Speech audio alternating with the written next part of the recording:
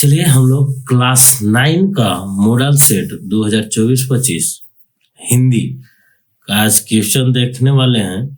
आप लोग तो सब जान रहे हैं कि झारखंड बोर्ड द्वारा मॉडल सेट जारी कर दिया गया है। तो चलिए उसका हम लोग क्वेश्चन के साथ आंसर करेंगे और समझेंगे। तो बिना देरी किए हुए हम लोग शुरू करते हैं क्लास 9 का मॉडल प्रश्न पत्र।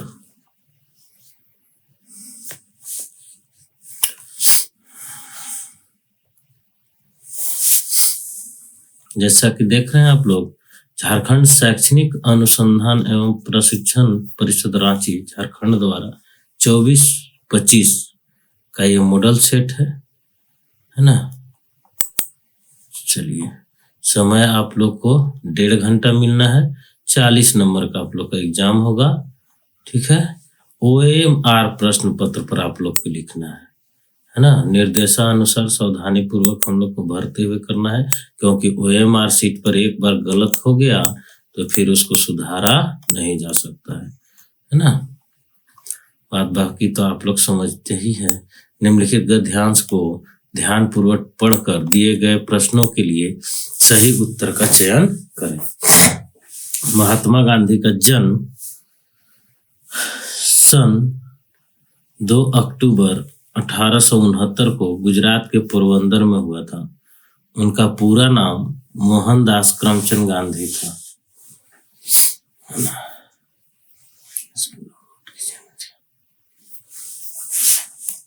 ये बोला तथा महात्मा गांधी का जन्म 2 अक्टूबर 1869 को गुजरात के पोरबंदर में हुआ था। उनका पूरा नाम मोहनदास करमचंद गांधी था। पूरा नाम क्या था बाबू? मोहनदास करमचंद गांधी। गांधी जी सत्य और अहिंसा के पुजारी थे। किसके पुजारी थे? सत्य और अहिंसा का। उन्होंने स्वतंत्रता संग्राम में महत्वपूर्ण भूमिका निभाई थी और भारत को स्वतंत्रता दिलाने में अपना जीवन समर्पित कर दिया। क्या कर दिया बाबू? महात्मा गांधी जो है विद्यार्थी जी, वो अपना पूरा जीवन भारत को स्वतंत्रता दिलाने में समर्पित कर दिए। उनका प्रमुख सिद्धांत सत्याग्रह था, जिनमें उन्होंने अन्याय के खिलाफ अहिंसा संघर्ष की बात की। गांधी जी का जीवन सादगी और आत्मनिर्भरता का प्रतीक था। वे अपने पहनावे, आचरण और विचारों से सादगी और सेवा का संदेश देते थे। 30 जनवरी 1948 को नई दिल्ली में नाथूराम गोडसे द्वारा उनकी हत्या कर दी गई। कितना? 30 जनवरी 1948 ईस्वी को नाथूराम गोडसे द्वारा उनकी हत्या की गई। उनकी शिक्षाएं आज भी विश्व भर में प्रेरणा का स्रोत है ना। उनकी शिक्षा जो है आज भी पूरे विश्व भर में प्रेरणा देती है ना। उनके सिद्धांत पर लोग चलते हैं। आगे चलिए, महात्मा गांधी का जन्म कब और कहाँ हुआ था? हम लोग सबसे ऊपर पढ़ चुके हैं बाबू कि महात्मा गांधी का जन्म सन 1869 ईस्वी में पोरबंदर में हुआ था, ठीक है। इसका राइट ऑप्शन क्या हो जाएगा? राइट ऑप्शन हो जाएगा बी नंबर, ठीक है। चलिए, कहाँ हो गया? 2 अक्टूबर 1869 को पोरबंदर में हुआ था। चलिए आगे बढ़ते हैं। गांधी जी का प्रमुख सिद्धांत क्या था? तो गांधी जी का सिद्धांत था अहिंसा, संघर्ष और सत्याग्रह। तो ये जो है हमारा ये भी बी नंबर ऑप्शन सही होगा, ठीक है। महात्मा गांधी के जीवन का प्रमुख गुण क्या था? महात्मा गांधी के जीवन के प्रमुख गुण था बाबू विलासता और ऐश्वर्य। वो पूरा विलासता में जीवन व्यतीत, सादगी और आत्मनिर्भरता ना बाबू, सादगी और आत्मनिर्भरता। हमेशा एक एक धोती को पहन भी लेते थे और ओढ़ भी लेते थे, है ना। तो ये जो है इनका सादगी और आत्मनिर्भरता अपने आप पर निर्भर थे। महात्मा गांधी को सत्य और अहिंसा का पुजारी क्यों कहा जाता था? महात्मा गांधी को सत्य और अहिंसा का पुजारी क्यों कहा जाता था? क्योंकि वह हमेशा सत्य बोलते थे, क्योंकि उन्होंने हिंसा का विरोध और सत्य का प्रचार किया, ठीक है, क्योंकि उन्होंने अपनी आत्मकथा लिखी, क्योंकि वे भारत के पहले प्रधानमंत्री थे? नहीं, क्योंकि उन्होंने हिंसा का विरोध किया। हिंसा मतलब क्या होता है बाबू? मार काट, है ना विद्यार्थी जी लोग? मार काट, तो मार काट करने का वो समर्थन नहीं थे और सत्य का वो प्रचार किए थे, है ना, इसीलिए उनको सत्य और अहिंसा का पुजारी कहा जाता है। आगे बढ़ते हैं हम लोग। निम्नलिखित पद्यांश को ध्यान पूर्वक पढ़कर दिए गए प्रश्नों के लिए सही उत्तर का चयन कीजिए। अब यहाँ पद्यांश दिया हुआ है, इसको पढ़ के हमको सही उत्तर का चयन करना है। यहाँ झरने का संगीत है, वन का हरियाली रंग, यहाँ हरियाला रंग लिखा हुआ है। यहाँ धरा का हर कोना, भारत है मन में उमंग, भरता है मन में उमंग। यहाँ झरनों का संगीत है, वन का हरियाला रंग, वन का हरियाला रंग। यहाँ धरा का हर कोना, भरता है मन में उमंग। पर्वत जंगल नदियां फूल, सब में छिपी कहानी, पर्वत जंगल नदियां फूल, सब में छिपी कहानी। आदिवासियों की धरोहर, संस्कृति है अनमोल निशानी। माटी में जो गंध है, वो मेहनत की पहचान, झारखंड की भूमि से जुड़ा हर इंसान। माटी में जो गंध है, वो मेहनत की पहचान, झारखंड की भूमि से जुड़ा हर इंसान। यहाँ त्योहार की छटा, दिलों को खींच लाए, सरहुल करम सोहराए, जो खुशियां बरसाए। तो इस तरह से हम लोग इसको पढ़ चुके हैं, पद्यांश को ध्यान पूर्वक पढ़े क्या कि यहाँ झरनों का संगीत है, वन का हरियाली रंग है, यहाँ का धरा, धरा मतलब क्या? भूमि का हर कोना, है ना, भरता मन में उमंग है, मन में उमंग भर देता है बाबू। पर्वत जंगल नदियां फूल, सब में एक कहानी छिपी हुई है। आदिवासियों की यहाँ धरोहर है, संस्कृति है और यह एक अनमोल निशानी है। माटी में जो गंध है, वो मेहनत की पहचान है और झारखंड की भूमि से जुड़ा हर इंसान। यहाँ त्योहारों की छटा है, दिलों को खींच लाता है ना, जैसे सरहुल करमा सोहराय और खुशियां ये बरसाती है। कौन? सरहुल करमा और सोहराय, यानी कि अनेक पर्व जो है यहाँ बहुत सारे खुशियां लेकर आती है। तो हम लोग क्वेश्चन नंबर 5 की ओर, झारखंड की संस्कृति का प्रमुख आधार क्या है? तो झारखंड का संस्कृति का प्रमुख आधार क्या हो गया बाबू? पर्वत और नदियां, आधुनिक शहर, औद्योगिक विकास, आदिवासियों की धरोहर। यहाँ जो है संस्कृति का प्रमुख आधार आदिवासियों का धरोहर है ना। यहाँ हम लोग पढ़े थे कि आदिवासियों की धरोहर, संस्कृति है अनमोल निशानी। यहाँ का संस्कृति का प्रमुख आधार क्या है? आदिवासियों का धरोहर। झारखंड की भूमि की गंध किससे जुड़ी है? झारखंड की भूमि की गंध किससे जुड़ी है? मेहनत से, फूलों से, बारिश से, त्योहारों से, है ना। तो यहाँ पे राइट ऑप्शन हो जाएगा ए। यहाँ का जो गंध है झारखंड की भूमि का, वो मेहनत से जुड़ी है। झारखंड की प्रकृति में किसकी कहानी छिपी हुई है? झारखंड की प्रकृति में किसकी कहानी छुपी हुई है बाबू? तकनीकी की, वन्य जीव की, पर्वत जंगल नदियों की, केवल नदियों की? पर्वत जंगल और नदियों की, इसमें जो है ये तीनों की कहानी छिपी हुई है। आगे बढ़ते हैं। गद्यांश में झारखंड के कौन कौन से त्योहार का वर्णन है? सरहुल, करमा और सोहराय, ये जो है ये तीनों का वर्णन है इस गद्यांश में। सरहुल का, करम का और सोहराय का वर्णन है। आगे बढ़ते हैं। 9 नंबर, निम्नलिखित में से कौन सा शब्द पुल्लिंग है? बाबू पुल्लिंग शब्द को हमको छांटना है ना। देवी, छात्रा, बालिका, राजा। तो यहाँ पे राजा जो है वो पुल्लिंग शब्द है, क्योंकि बालिका स्त्रीलिंग, देवी भी स्त्रीलिंग और छात्रा स्त्रीलिंग है। तो पुल्लिंग शब्द छांटना है। ऑप्शन नंबर डी जो है हमारा राइट ऑप्शन होगा। सूर्यास्त में अस्त के पहले जोड़ा गया सूर्य क्या है? प्रत्यय है, उपसर्ग है, तो जो बाबू शब्द के पहले जोड़ा जाता है ना, तो ये तो अस्त हम लोग को जोड़ा गया है। और सूर्य जो है वो तो हमारा मूल शब्द है, सूर्य में अस्त जोड़ा गया है। तो यहाँ पे पूछने का तरीका थोड़ा कैजुअल है ना, उलट के पूछा है।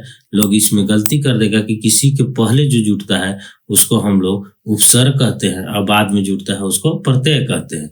लेकिन यहाँ देखा जाए तो अस्त जुड़ा हुआ है सूर्य में, न कि अस्त में सूर्य जुड़ा हुआ है। तो सूर्य यहाँ पे मूल शब्द होगा। क्या होगा? मूल शब्द होगा। सूर्य प्लस अस्त, तो सूर्य मूल शब्द है और अस्त जो है इसमें प्रत्यय लगा हुआ है। ठीक है, तो यहाँ पे कहेगा कि सूर्यास्त में अस्त के पहले जोड़ा गया सूर्य क्या है, तो यहाँ पे सूर्य जो है वो मूल शब्द है ना, और अस्त प्रत्यय जोड़ा गया है उसमें। चलिए, तो इसमें ऑप्शन नंबर बी यानी कि मूल्य शब्द सही उत्तर होगा। 11 नंबर में हम लोग चलते हैं, निम्नलिखित में से कौन सा शब्द उपसर्ग से बना है? तो उपसर्ग मतलब बाबू का किसी शब्द के पहले है ना जो शब्द जुट गया उसका अर्थ परिवर्तन करता है उसको हम लोग उपसर्ग कहते हैं। जिससे पुनर्जन्म, विद्यालय, कर्म, तो यही है, जन्म में जो है वो पुनर् लग गया है, पुनः जन्म, यानी कि ऑप्शन नंबर ए इसका राइट ऑप्शन होगा। इसी में उपसर्ग लगा हुआ है, जन्म शब्द में पुनः। तो ये ऑप्शन नंबर ए 11 का राइट आंसर होगा, यानी कि 11 का सही उत्तर ए। उन्नति का विलोम, तो उन्नति का उल्टा क्या होगा बाबू? उन्नति मतलब आगे बढ़ना और अवनति मतलब पीछे बढ़ना है ना, पीछे घट जाना, अवनति हो जाना उसका। तो उन्नति का विलोम अवनति होगा, यानी कि ऑप्शन नंबर सी 12 का क्या होगा? सी नंबर उत्तर सही होगा। पृथ्वी का पर्यायवाची शब्द, हम लोग पृथ्वी का पर्यायवाची शब्द पढ़े हैं, भू, धरा, धरती, है ना। तो यहाँ पे धरती जो है वो पृथ्वी का पर्यायवाची शब्द होगा, ऑप्शन नंबर ए। 14 निम्न में से अशुद्ध वाक्य कौन सा है? अशुद्ध वाक्य देखना है बाबू, यानी कि वाक्य में गलती के कर में है। ठीक है, हम लोग देखते हैं, बच्चों ने मैदान में खेला, बच्चों ने मैदान में खेला सही लग रहा है। मुझे तुम्हारे साथ जाना है, ये भी सही है। वे सुबह जल्दी उठते, नहीं, वे सुबह जल्दी उठते हैं होना चाहिए, बारिश होने लगी, ये भी सही है। यानी कि ऑप्शन नंबर सी जो है हमारा गलत है ना। अशुद्ध वाक्य यही है, तो हमको अशुद्ध वाक्य ही खोजना था। ठीक है, निम्न में से निम्न में से अशुद्ध वाक्य कौन सा है? तो अशुद्ध वाक्य वे सुबह जल्दी उठता है ना, नहीं, वे सुबह जल्दी उठते हैं होना चाहिए था शुद्ध करने के लिए। निम्नलिखित में से किस शब्द की वर्तनी शुद्ध है? वर्तनी मतलब का किसका स्पेलिंग सही से लिखा हुआ है? समर्पण, समर्पण, समर्पण, समर्पण, ये जो है ऑप्शन नंबर ए, ये हमारा सही शब्द है, यानी कि सही वर्तनी है, यानी कि 15 नंबर का ए नंबर ऑप्शन सही होगा। नाक कटना, नाक कटना मतलब क्या होता है? इज्जत चल जाना, सामान खत्म हो जाना, उसको नाक कटवा दी है ना, या नाक कटवा दिया ये लड़का, तो ऐसे बोलते हैं, यानी कि सामान जो है वो खत्म हो जाता है ना। यानी कि ऑप्शन नंबर ए इसका राइट ऑप्शन होगा, सही उत्तर ए होगा। पढ़ाई करना जरूरी है, इस वाक्य में क्रिया शब्द कौन सा है? तो पढ़ाई करना जरूरी है, इसमें क्रिया शब्द क्या होगा बाबू? कर क्या रहा है? पढ़ाई। कर क्या रहा है? पढ़ाई। तो पढ़ाई करना जो है वो जरूरी है, इस वाक्य में पढ़ाई जो है वो क्रिया शब्द है। तो 17 का पढ़ाई करना है ना, तो करना, पढ़ाई और करना, ऐसे तो पढ़ाई करना दोनों है, लेकिन इस वाक्य में क्रिया शब्द कौन सा है? तो करना ही इसको अलग अलग अगर जो कर दिया है तो करना इसमें क्रिया शब्द होगा, है ना। चलिए आगे बढ़ते हैं हम लोग। वह धीरे धीरे चलता है, इस वाक्य में क्रिया विशेषण शब्द कौन सा है? क्रिया विशेषण किसे कहते हैं बाबू? जो क्रिया की विशेषता को बतलाता है। तो चलता है, कैसे चलता है? धीरे धीरे, तो यहाँ धीरे धीरे जो है वो क्रिया विशेषण हो जाएगा, यानी कि ऑप्शन नंबर बी। कौन सा बाबू? ऑप्शन नंबर बी इसका सही ऑप्शन होगा। चलिए आगे बढ़ते हैं। वह स्कूल जाता है और किताबें पढ़ता है। क्या करता है? वह स्कूल जाता है और किताबें पढ़ता है। वाक्य का प्रकार क्या है ना? सरल वाक्य है, संयुक्त वाक्य है ना, मिश्र वाक्य है। तो यहाँ पे ये क्या हो जाएगा? मिश्र वाक्य है। और से जुड़ा हुआ है, वह स्कूल जाता है और किताबें पढ़ता है ना। दो वाक्य को इसमें मिलाया गया है, इसीलिए इसको मिश्र वाक्य कहेंगे। दांत खट्टे करना का अर्थ क्या है? ये एक मुहावरा है बाबू। दांत खट्टे करना यानी कि किसी को जो है पराजित कर देना, है ना। ये जो है सही ऑप्शन होगा, है ना। दुश्मनों के दांत खट्टे कर दिए।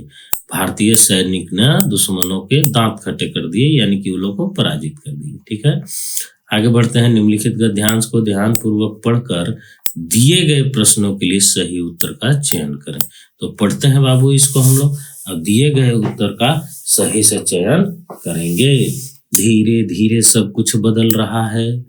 एक नई जीवन शैली अपना वर्चस्व स्थापित कर रही है ना। धीरे धीरे बहुत कुछ बदल गया बाबू। हम ही लोग के समय में एक नया जीवन शैली अपना वर्चस्व स्थापित कर रही है। उसके साथ आ रहा है एक नया जीवन दर्शन आ रहा है, उपभोक्तावाद का दर्शन। उपभोक्तावाद मतलब क्या बाबू? कोई भी सामान का हम लोग उपभोग करने में बहुत आगे हैं, है ना। उत्पादन बढ़ाने पर जोर चारों ओर। कोई भी चीज को ज्यादा से ज्यादा उत्पादन करना है। कृषि में ही ले लो, पहले कितना अनाज पैदा होता था, आज खाद वगैरह डाल के आधुनिक तरीका का उपयोग करके हम लोग बहुत सारा उत्पादन बढ़ा चुके हैं। तो उसी तरह से हर एक फैक्ट्री वगैरह में भी बढ़ रहा है। यह उत्पादन आपके लिए है, आपके भोग के लिए है। माने आपको कौन सा जरूरी है, खूब उत्पादन बढ़ाओ और उसका भोग करो। आपके सुख के लिए है। सुख की व्याख्या बदल गई है। यहाँ सुख की व्याख्या क्या है? बदल गई है। उपभोग और भोग ही सुख है। तुम्हारे पास जितना ज्यादा साधन है और उसका उपभोग कर रहे हो, भोग कर रहे हो, उसी को सुख बोलते हैं। एक सूक्ष्म बदलाव आया है ना। एक थोड़ा सा बदलाव आया है।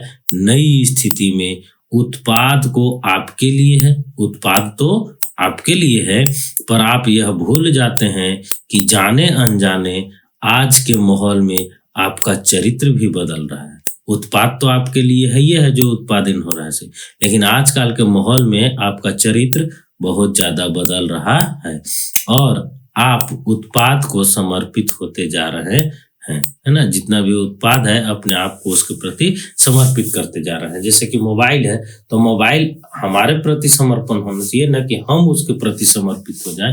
तो वही कह रहा है कि आप जो है उत्पाद के को समर्पित होते जा रहे हैं। चलिए, प्रस्तुत गद्यांश किस पाठ से लिया गया है? यहाँ जो गद्यांश दिया हुआ है बाबू, वो कौन पाठ से लिया गया है? तो ये उपभोक्तावाद की संस्कृति। किस पाठ से लिया गया है? उपभोक्तावाद की संस्कृति। धीरे धीरे सब कुछ बदल रहा है। इस वाक्य में धीरे धीरे क्या है? तो धीरे धीरे जो है यहाँ एक क्रिया विशेषण है। धीरे धीरे क्या है? क्रिया विशेषण है। ये क्रिया की विशेषता को बतलाता है कि कोई काम कैसे हो रहा है। तो धीरे धीरे।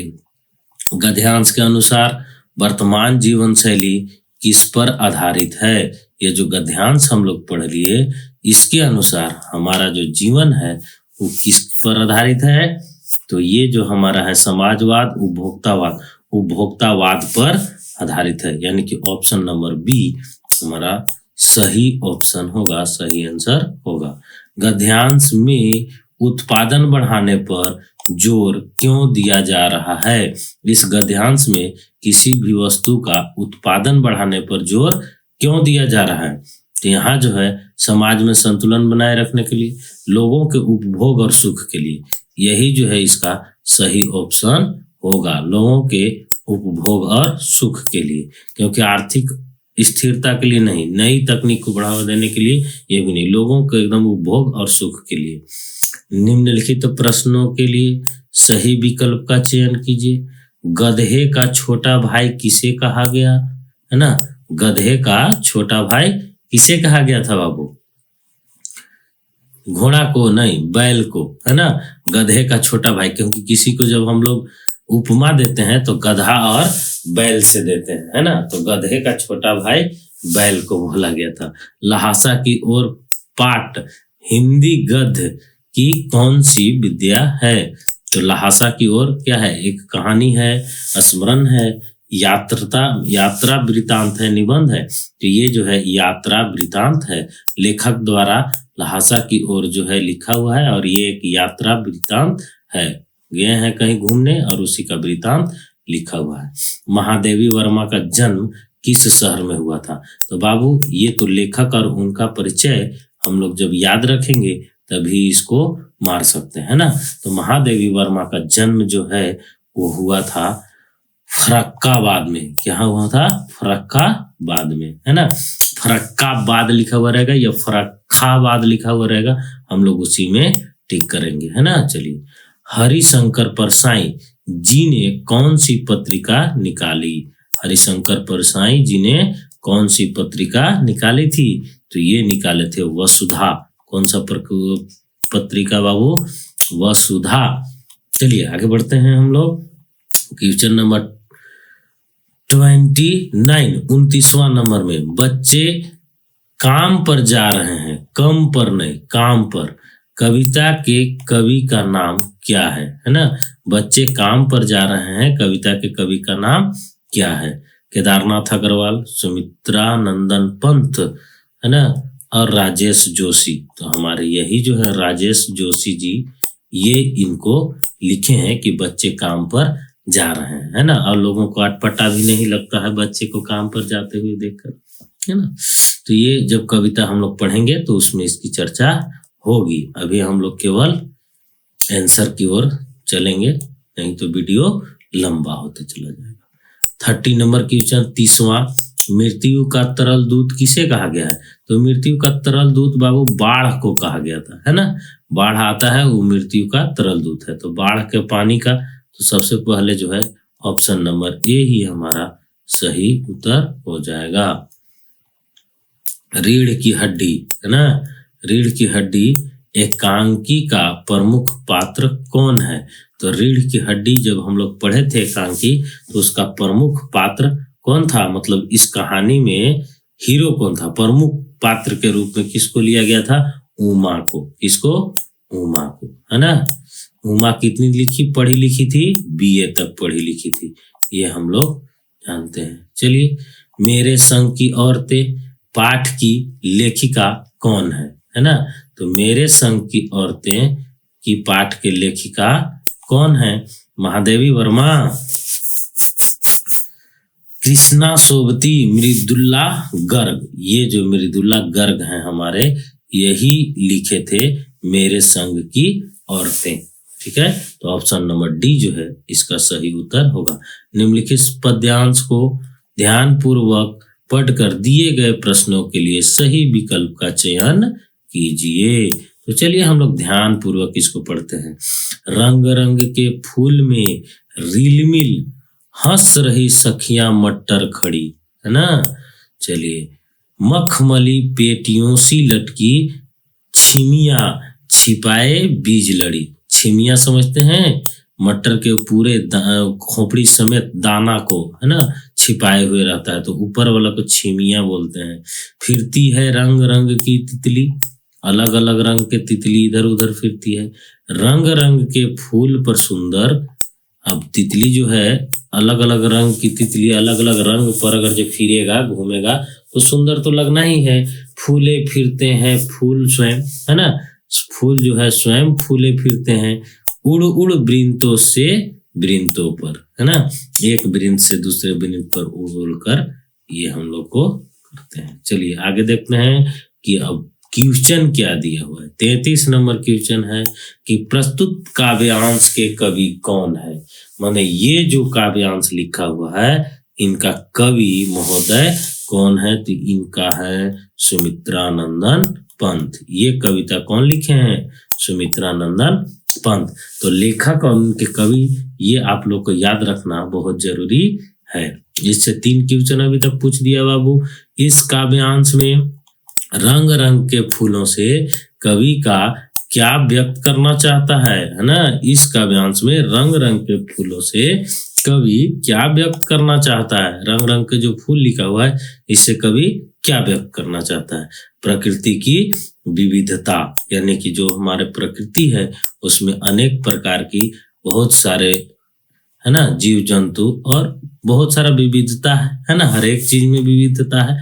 तो इसी चीज को, प्रकृति की विविधता को रंग रंग के फूलों से कवि व्यक्त करना चाहता है। फूलों की महक, फूलों का आकार नहीं, है ना, फूलों की संख्या, ये सब गलत बात है।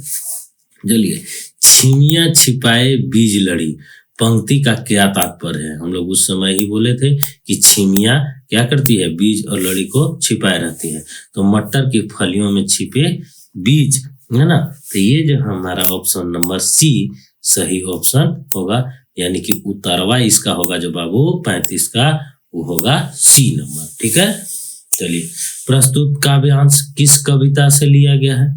किस कविता से लिया गया है प्रस्तुत काव्यांश, है ना? अब आप लोग तो ये जानते होंगे कि ये जब कविता पढ़े हैं तो कौन सा कविता से ये लिया गया है?